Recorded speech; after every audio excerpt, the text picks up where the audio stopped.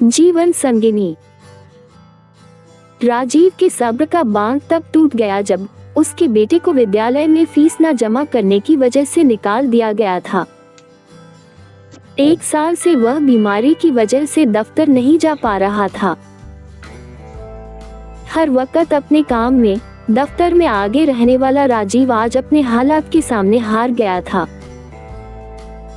उसके पैर में 2 साल पहले हुए एक छोटे से जख्म ने आज बड़ा रूप ले लिया था। पहले तो छोटा सा जख्म समझ उसने खुद से दवा लेनी शुरू की, मगर कुछ असर न होता देख पत्नी के जिद से उसने डॉक्टर को दिखाना शुरू किया।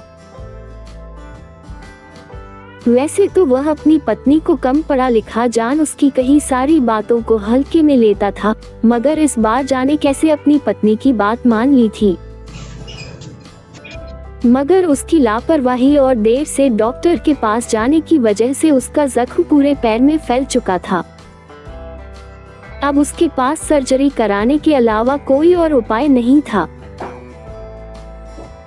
चलने में परेशानी, सर्जरी, बार बार अस्पताल के चक्कर, इन सब की वजह से उसका दफ्तर जाना लगभग 1 साल से बंद था। शुरू के 6 महीने तो जमा पूंजी, दफ्तर से मिल रही आधी तनख्वाह पर जैसे जैसे गुजारा हो रहा था, मगर बाद में सारा काम बड़ी मुश्किल से सिर्फ खुद के मकान से आ रहे किराए पर ही हो रहा था। उसी में उसे घर, बच्चे की पढ़ाई, अस्पताल का खर्चा सब चलना था। अब तो वह शरीर के साथ साथ मन से भी कमजोर होता जा रहा था। इसका गुस्सा और अपनी झुंझलाहट वह अपनी बीवी पर निकालता रहता था। पहले तो बीवी को किसी काम की नहीं बता घर पर ही ताने दिया करता, मगर अब वह किसी के सामने भी अपनी बीवी मीरा की बुराई करने से बाज नहीं आता था। मीरा एक साधारण घर से थी। बचपन में ही माता पिता की मृत्यु हो जाने की वजह से मामा मामी के घर रहकर पली बड़ी थी। वैसे तो मामा मामी बहुत अच्छे से मीरा का ख्याल रखते थे, मगर उनके ऊपर खुद के 3 बच्चों की जिम्मेदारी थी, जिस वजह से मीरा ने 12वीं के बाद ही पढ़ाई छोड़ छोटे बच्चों को पढ़ाना शुरू कर दिया था। इससे उसके मामा को भी थोड़ी मदद हो जाती थी, जबकि उसके मामा से कभी नहीं चाहते थे, मगर मीरा के जिद के आगे उनकी नहीं चली। मीरा हमेशा से खुददार, स्वावलंबी और आत्मविश्वास से परिपूर्ण थी। जिंदगी के हजारों थपेड़ों के बावजूद भी उसे जिंदगी से कभी शिकायत नहीं थी।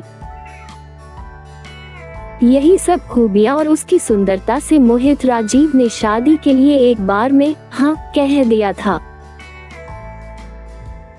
जबकि मीरा ने अपनी बुद्धिमत्ता दिखाते हुए राजीव को समझाया था कि शादी का फैसला करने से पहले वह एक बार और सोच ले,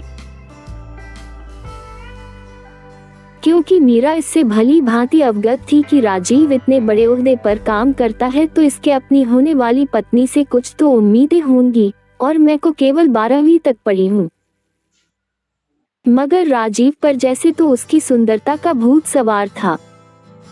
उसने कहा, पढ़ नहीं पाए हालातों की वजह से तुम, मगर तुम में पढ़ने की इच्छा तो है ना? मीरा ने सिर हिलाकर हाँ कहा था। फिर और क्या चाहिए? मैं पढ़ाऊंगा तुम्हें। मैं वह सब करूंगा जो तुम चाहती थी, मगर कर नहीं पाए। बस तुम शादी के लिए मना मत करो, राजीव ने समझाते हुए कहा था। इस तरह राजीव को मिन्नतें करते देख मीरा और उसके मामा आखिरकार मान गए थे। शादी करके आने के बाद सब अच्छा चल रहा था। मीरा जहां अपने भाग्य पर इठलाती, वही राजीव भी मीरा जैसी गुणी और सुंदर पत्नी पाकर बहुत खुश था। मीरा ने बड़े अच्छे से राजीव के घर को संभाला था। अपने घर और माँ बाप की सारी जिम्मेदारी मीरा पर डाल राजीव भी अब सिर्फ अपने काम पर ध्यान देता। मीरा को भी राजीव से कोई शिकायत नहीं थी। हाँ, कभी कभी वह राजीव से आगे पढ़ने के बारे में जरूर कहती। राजीव भी हमेशा ये कहता कि अगले साल से तुम शुरू कर लेना, इस साल मैं बहुत व्यस्त रहूंगा तो शायद घर पर ध्यान ना दे पाऊं। मीरा भी मान जाती। समय बीतता गया और मीरा एक बच्चे की माँ भी बन गई। अब तो उसे अपने बारे में सोचने का बिल्कुल भी समय नहीं था। उसका पूरा समय घर और बच्चे में निकल जाता।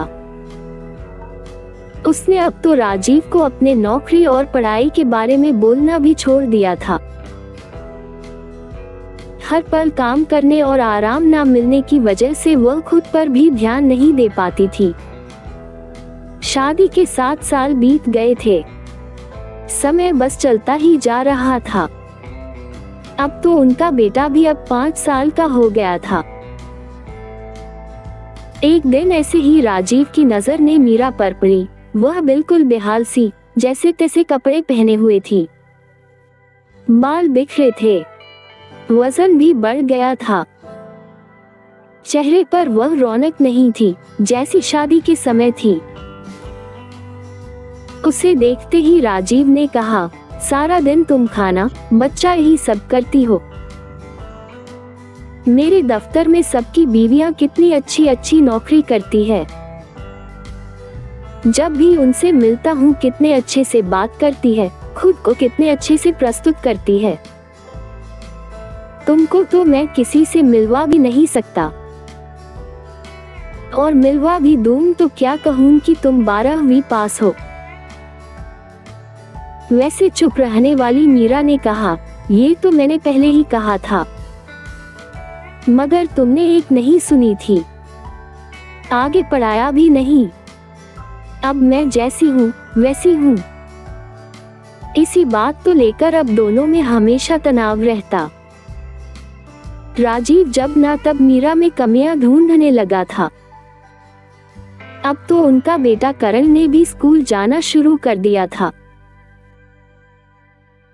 राजीव बार बार यही ताने देता कि करण क्या कहेगा सबको कि मेरी माँ केवल 12 पास है। पछतावा है मुझे कि मैंने तुमसे शादी की। मीरा को अब तो ऐसे अपमान की आदत हो गई थी। वही राजीव की तर्क की हो रही थी। उसने अपनी एक मुकाम बना ली थी।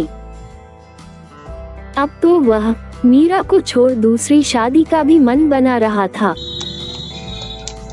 तभी राजीव के साथ ऐसा हुआ और 1 साल से वह घर पर ही था। उसके ताने देने का सिलसिला बढ़ता ही जा रहा था। अब तो हद हो गई थी। करण को स्कूल से निकाल दिया गया था। मीरा के लाख बोलने पर भी वह इस बात के लिए तैयार नहीं हुआ था कि वह बच्चों को ट्यूशन पढ़ाए। राजीव के लिए जैसे ये मान अपमान की बात थी। लेकिन राजीव के बार बार मना करने के बावजूद भी उसने 6 महीने से ट्यूशन पढ़ाना शुरू कर दिया था। इस बात को लेकर भी हमेशा राजीव मीरा से नाराज रहता, मगर मीरा ने हालात को समझते हुए पढ़ाना नहीं छोड़ा। धीरे धीरे उसके पास इतने बच्चे आने लगे थे कि उसे महीने में 10,000 से 15,000 की कमाई हो जाती थी। मगर राजीव हमेशा मीरा के इस कमाई को लेने से मना कर देता और अपनी जमा पूंजी से ही काम चलाता। मगर आज जब करण को स्कूल से निकाला गया, मीरा चुपचाप जाकर अगले दिन फीस जमा कराई और राजीव को समझाते हुए कहा, अगर हम साथ होंगे तो हर मुश्किल पार सकते हैं। बस हमें एक दूसरे पर भरोसा होना चाहिए। वैसे कोई काम जो इज्जत और ईमानदारी से किया गया हो बुरा नहीं। हम दोनों अगर एक दूसरे की कमियों को देखने के बजाय एक दूसरे की ताकत बनेंगे तो हम मिलकर हर मुश्किल पार कर सकते हैं। समाप्त। आशा और विश्वास है कि आपको मेरी कहानी वीडियो जीवन संगिनी पसंद आई होगी। आप सभी से मेरा अनुरोध है कि मेरे चैनल राजू एंटरटेनमेंट को सब्सक्राइब करके बेल आइकॉन को जरूर दबाकर ऑल पर सेट करें, जिससे मेरी आने वाली वीडियो आपको सबसे पहले मिले। Please please please sir, subscribe कर दीजिए न सर जी। बहुत बहुत धन्यवाद। मेरा ये चैनल सब्सक्राइब करें और मेरे हर अपडेट आपको मिले, इसके लिए बेल आइकन जरूर दबाइएगा। आप सभी को मेरी ढेर सारी शुभकामनाएं।